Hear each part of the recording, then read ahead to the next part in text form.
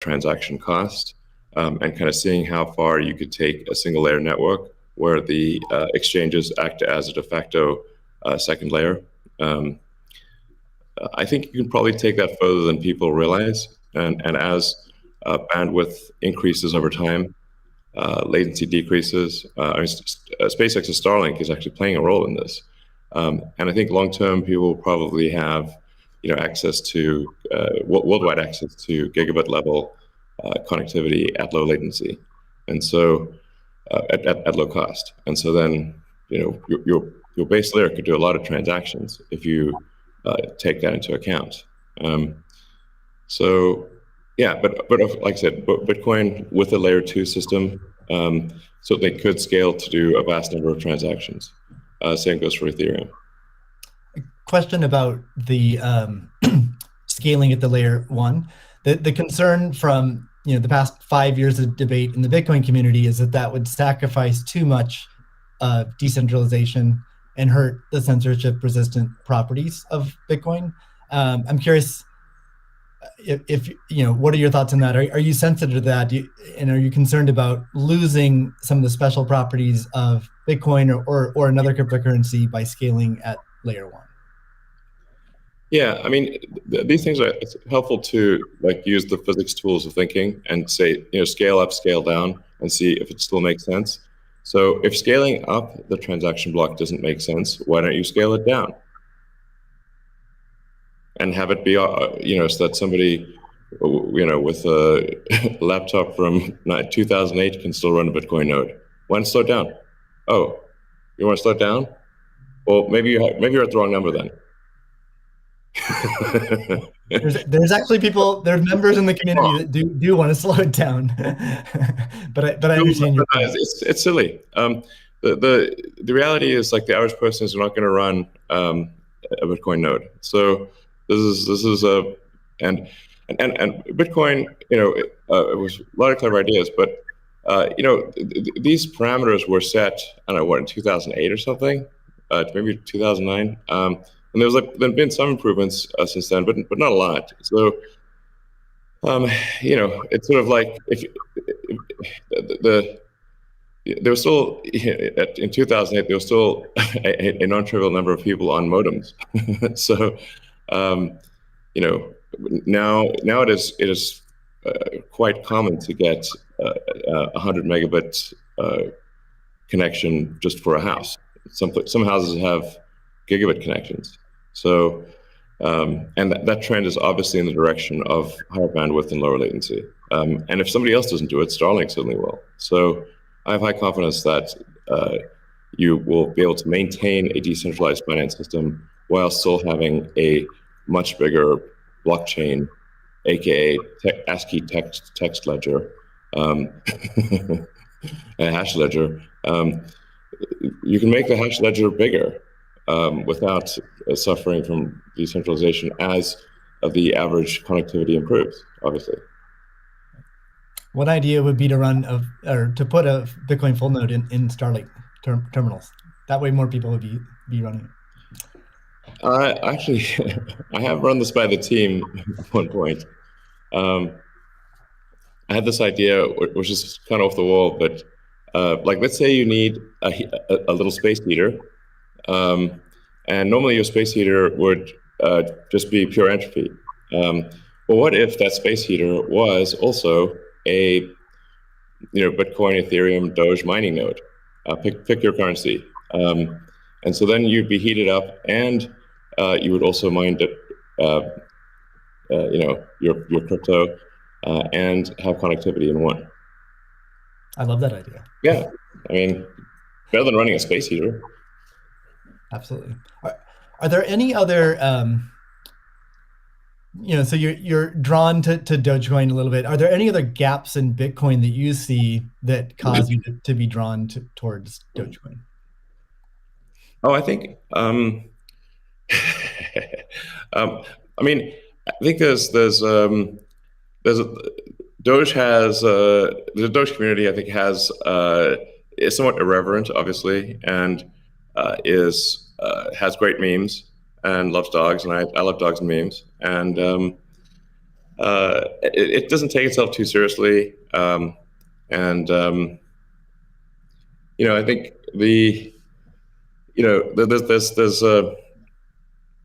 there's Occam's razor, which is the simplest answer is the most likely. It's a summary of Occam's razor. The simplest answer is the most likely one. Then there's a friend of mine came up with a variant on that the most ironic outcome is the most likely one. And then I have a variant on that, which is the most entertaining outcome is the most likely one. So if that is true, then the most ironic and entertaining outcome would be that the cryptocurrency that was started as a joke to make fun of cryptocurrencies ends up being the leading cryptocurrency. That would be the most ironic outcome. Jack, what are your thoughts on that? Is Bitcoin resilient enough to overcome that? I think it's resilient, but also I think like you find, I mean, that's what attracts me to Bitcoin in the first place is the irreverence. A lot of that just brings it forward, and at first go it makes it a little bit inaccessible, but as people get into it, it makes it more accessible and more spreadable. And I absolutely think the resilience is there. I think it's important to have fun as well. And anyway folks can express themselves. I think that goes back to the main idea of like how do we create a native currency for the internet? Anything that goes towards that path, like that's whatever wackiness or fun we can have along the way. That's going to make it a lot more enjoyable, and it's going to make a lot more people want to use it. I'd also point out there's nothing stopping someone from creating a Bitcoin wallet that's like fun and has memes, has dogs. That's possible as well. Great. Let's move on. Right now at this point. Let's move on to the next topic, which is Bitcoin and energy. It's a really hot topic that lots of people are talking about. Let's start with Elon. You've been vocal on this. You've said that. I mean, you said many things about it. You've also said that Tesla will resume payments in Bitcoin payments if the renewable energy is approximately 50% and sort of looks like it's on a positive future trend. What do you think the state of things are with respect to that? Yeah, so I do think that there appears to be a positive trend in the energy usage of Bitcoin. Actually, part of this is due to the drop in Bitcoin price. I mean, what I observed, or what I thought I was seeing, there may be some disagreements on this, but from when Tesla announced that it had acquired Bitcoin and was doing Bitcoin transactions, there was a massive run-up in the Bitcoin price, and also a massive increase in the amount of energy used to mine Bitcoin. And I think I understand renewable energy quite a bit. I mean, Tesla does solar and interacts with a lot of wind generation through our mega pack, because basically need to store energy from wind and from solar. So we're pretty plugged into the renewable energy industry. And there's just no way that you could basically double or triple the amount of energy in such a short period of time with renewables. You could shovel coal that fast. And so I was like, look, this is too sketchy. Tesla's mission is accelerating the advent of sustainable energy. We can't be the company that does that and also not do appropriate diligence on the energy usage of Bitcoin. So all I did was I said, look, we're going to suspend Bitcoin transactions for now. We're not selling any Bitcoin, nor am I selling anything personally, nor is SpaceX selling any Bitcoin. Again, I want to emphasize SpaceX, Tesla, and I own Bitcoin. I also own a little bit of Ethereum and Doge, but the companies just own Bitcoin, and the Bitcoin that I own is worth much more than the Ethereum or Doge. So clearly, if I'm if these actions negatively affect me financially, if I was purely financially motivated, then I would not express this reticence about Bitcoin energy usage. Now, it looks like Bitcoin is shifting a lot more towards renewables, and a bunch of the heavy-duty coal plants that were being used, unequivocally being used, this is not a question mark, have been shut down, especially in China. So I think it's probably and we want to do a little bit more diligence to confirm could confirm that the percentage of renewable energy usage is most likely sort of at or above 50%, and that there is there is a trend towards increasing that number. And if so, then Tesla will resume Bitcoin, accepting Bitcoin. Yeah. So I think we want to just do a little bit more diligence, and I think, but most likely the answer is that Tesla would resume accepting Bitcoin. Most likely. That's great to hear. I would agree with that. Kathy? Yeah, may I ask a question? Elon, I'm not quite sure if you saw the paper that Square and ARK did together on making Bitcoin mining a part of a utility, a broad-based utility ecosystem, whereby, the overage from sunshine or wind powers the Bitcoin mining machine, thereby enabling the proliferation of renewables to a much faster extent, or at a faster rate than otherwise would be the case. What do you think of that? Well, the problem is that in order to operate so-called mining or hashing rigs, in order to operate a bunch of hashing rigs, effectively, you have to run them 24/7, which means you need base load. You can do that with solar and wind plus battery, but if you only did it based on solar wind overage, your hashing rig utilization would be much less. So you'd be at a disadvantage. Sure, hydro or geothermal are great as renewable means. I'm also pro nuclear. I think modern nuclear power plants are safe, contrary to what people may think. I really think it's possible to make very, very extremely safe nuclear. I'm talking about fission. You don't need fusion. And then, of course, fusion. You just got that big fusion reactor in the sky called the sun. It comes up every day. But I think a combination of solar and wind plus stationary storage will get you that base load, so you can run hashing 24/7. Jack, I'm curious. You've stated that Bitcoin incentivizes renewable energy. That's what we're talking about now. Do you have any additional thoughts on that? Yeah, I mean, everything that Elon said and Kathy mentioned, but it's also incentivizing a lot of innovation in just energy space, and just like looking at unused energy. There's a company called Great American Mining that caps the methane flares on oil fields to power their rigs. And you just imagine, and you mentioned nuclear, Elon, as well, and just imagine all the unused energy that is just being wasted every single day. And being able to get that energy and converting it into a secure, sound money system for the planet feels like a worthy trade-off. And that's the sort of incentive that I think is most powerful, is like, how do we reuse what is being currently just dumped on the ground and wasted and not considered, and how do we do that at scale?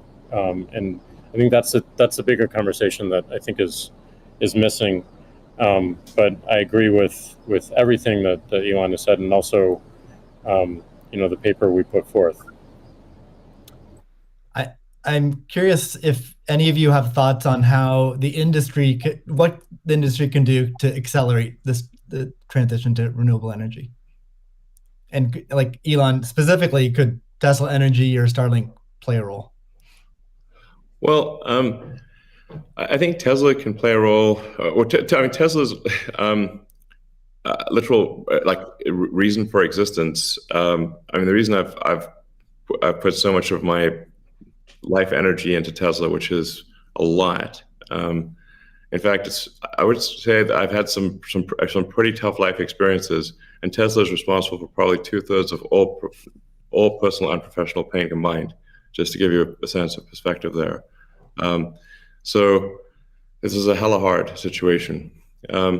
But we do solar, commercial solar retrofit, as well as the solar roof.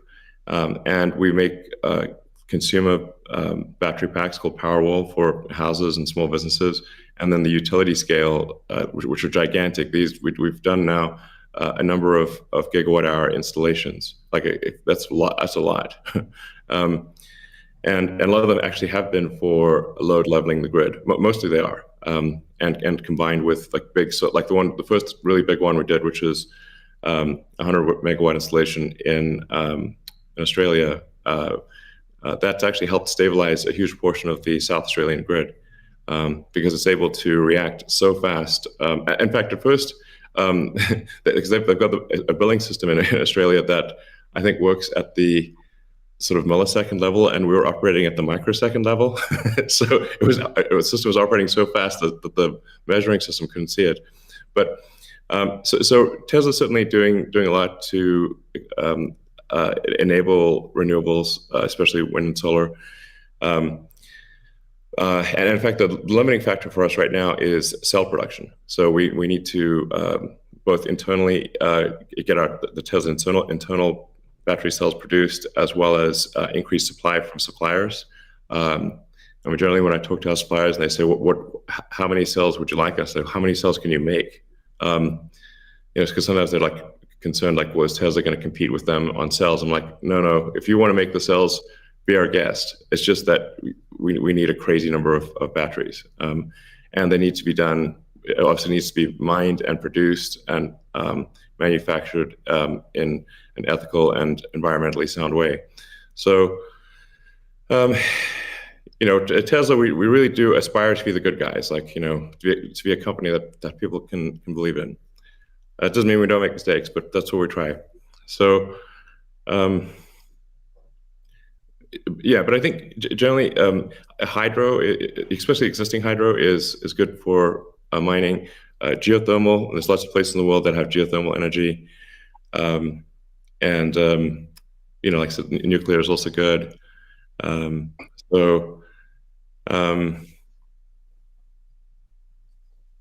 think just I'm as I said earlier, the expectation is not that the energy production must be pure as the driven snow, but it must it can't be using it also cannot be using the world's dirtiest coal, which it was for a moment there. That's just difficult for Tesla to support in that situation. So I think, but I do think long-term renewable energy will actually be the cheapest form of energy. It just doesn't happen overnight. But as long as there is a conscious and determined and real effort by the mining community to move towards renewables, then obviously Tesla can support that. That's great. Kathy, we've been talking a lot about energy, but many institutions are facing questions around Bitcoin's relationship with ESG. Can you maybe speak a little bit more to what is S and G in ESG and how Bitcoin might support those? Sure. So E, of course, is environmental, S is social, and G is governance. And there is a massive movement afoot in the institutional world, especially, to embrace ESG and make sure that their asset managers are doing the same. So if we've just talked about environmental, and I really do believe that Bitcoin will be much more environmentally friendly, certainly than traditional gold mining or the traditional financial services sector. In many ways, it already is. And it's just going to get better that way. In terms of social, I know that many institutions, when they are thinking of social, they think of diversity and equity, pay equity, and all of that. But from our point of view, the disruptive innovation point of view, social is much more than that. It is saving lives, of course, autonomous technology, that would be another topic for Elon. But in this case, allowing access to payment technology, as Jack is saying, everywhere around the world without friction. And just back to the remittance example, I think if I've got these stats correctly, there are certain countries in the world that are incredibly dependent on remittances for GDP. To Tonga, 37%, El Salvador, which just deemed Bitcoin legal currencies, 24%, Nepal, 24. And I think the remittance industry globally, roughly 700 billion. So saving people these egregious fees, think about it, you're paying anywhere from 8% to, as Jack said, 30% of your $100 that you're sending back to your family. That is social responsibility, I would submit, as is just the economic empowerment that Bitcoin will enable. We've talked about that already.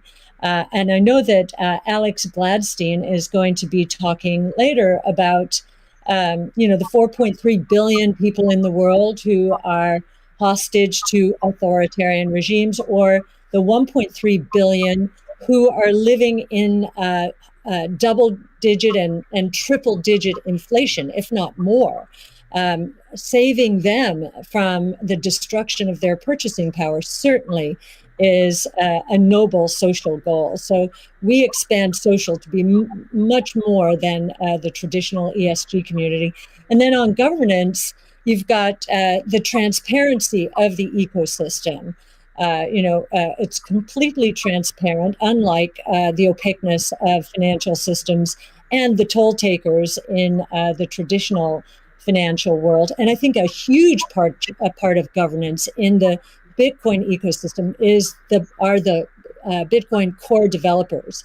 Now, before I met them, and I've had the pleasure and the honor of meeting many of them, that was a part of this ecosystem I didn't understand. But actually getting to sit down and talk to them, if I have a learning curve need, it certainly is on the technology side. But in terms of talking to them about economics, economic theory, failed monetary regimes historically, they know economic history, many of them, better than anyone I've ever met. So that gives me a great degree of confidence that, they do believe they are on a noble mission. They could be paid a lot more than they're being paid right now if they worked at Google or Facebook or some of these other areas. But they've chosen, this sense of purpose for a noble goal. And they have incredibly strong technology backgrounds. As well as a good understanding of economic history, especially monetary history.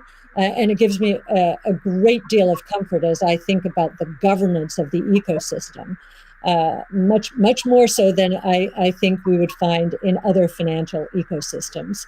And just to give you an example of that, I think 2 years, we were talking about, there's a big debate about reorganizations, I know, in the Ethereum network right now. Well, we saw the core Bitcoin developers and others at work back in 2019 when Binance tried to reorganize in order to reclaim 7,000 Bitcoin that were hacked.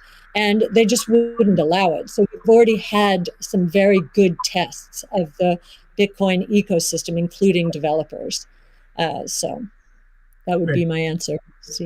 Thank you. And it's a great transition to the next topic area, which is Bitcoin ethos. And what is Bitcoin ethos? I mean, Bitcoin was born as open source and it's very transparent. There's also a staunch defense from the community around decentralization and a lot of the core principles of Bitcoin. So let's talk a little bit about that and what makes it special.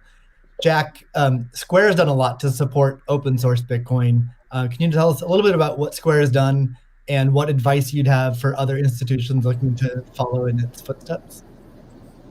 Yeah, I mean, I was very skeptical of corporations when I was a kid, and I'm still skeptical of corporations today. And, as we've used corporations to be, they've been great vessels for what we need to do and the ideas that we need to bring to the world. But, Bitcoin is not that. And when we were considering Bitcoin and how Square intersected, I was really concerned with how we don't disrupt the community in a negative way, how we promote what is amazing about it, and how we help it grow in that way, in the way that it wants to. So we created Your Team, Steve, which is Square Crypto, which is hiring open source developers to work on whatever they want and whatever they think is most important to help Bitcoin. We created an organization called Copo, which we gave up all of our crypto patents so that the community can use them in defense against trolls and some crazy characters we won't name. And we continue to find ways that, like, following that Bitcoin path, we're going to create a hardware wallet. We're probably going to do a lot more in hardware.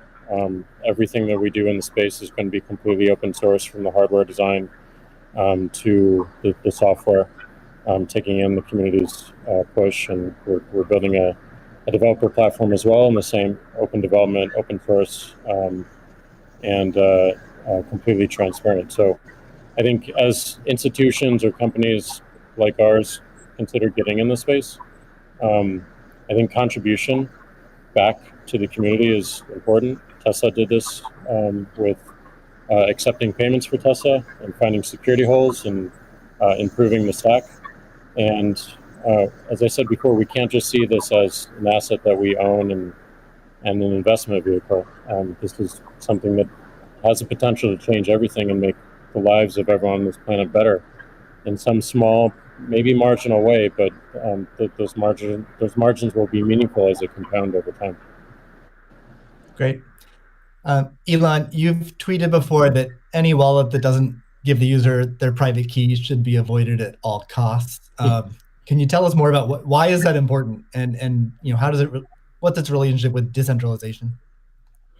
Well, it's difficult to say that if you own crypto in an exchange and the exchange does not give you your private keys, it's not clear that you own anything. I mean, if there's something that, if that exchange breaks or is hacked or or is subject to seizure by the government or something like that, your crypto is gone. So in order to actually have